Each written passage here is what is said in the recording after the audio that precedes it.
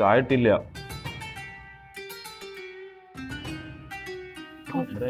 എത്ര നോക്കിയാൽ ഈ ഫോൺ പിടിച്ചിരിക്കാൻ എന്റെ കയ്യിൽ വെച്ചോ, ഇവിടെ ഇരിക്കുന്നത്.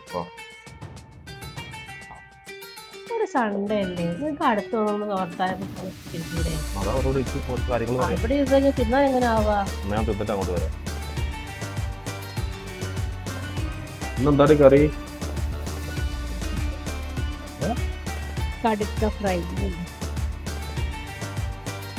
ഇന്നെന്താ കടുക്കാണല്ലേ? ഇത് വെക്കുമ്പോ എന്തായാലും ഉഷാറാക്കി നല്ല രീതിയിൽ വെക്കും കേട്ടോ.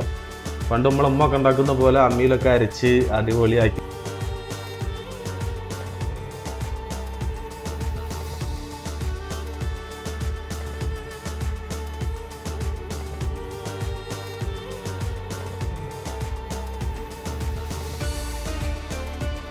ഇതെന്താടി ഇത്?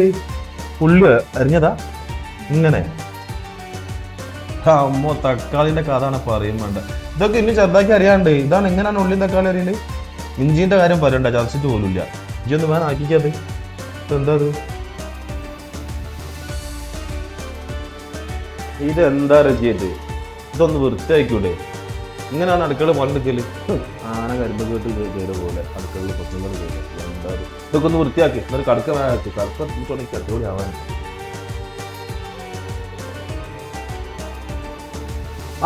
അല്ലടി ഇത് കടുക്ക കയറി കഴിഞ്ഞിട്ട് വരെ ഞാനിത് തിന്നല്ല.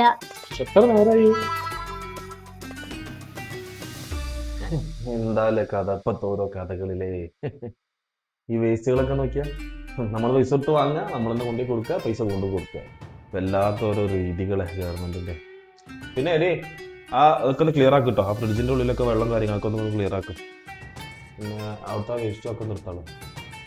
റജിയെ ഈ അത് അരിഞ്ഞു കഴിഞ്ഞെങ്കിലേ ഒരു ചായ കൊണ്ട് എടുത്തോ. ചായ കുടിക്കാം, നല്ല കട്ടൻ ചായ മതി, ഇളം കട്ടൻ. എൻ്റെ വലിയൊരു തെറ്റായിരുന്നു. നിങ്ങളുടെ ഫോൺ ഞാൻ വാങ്ങി വെച്ചു. ഇത് കൊണ്ട് എൻ്റെ പൊന്നുവിന് അവിടെ പോയിരുന്നു.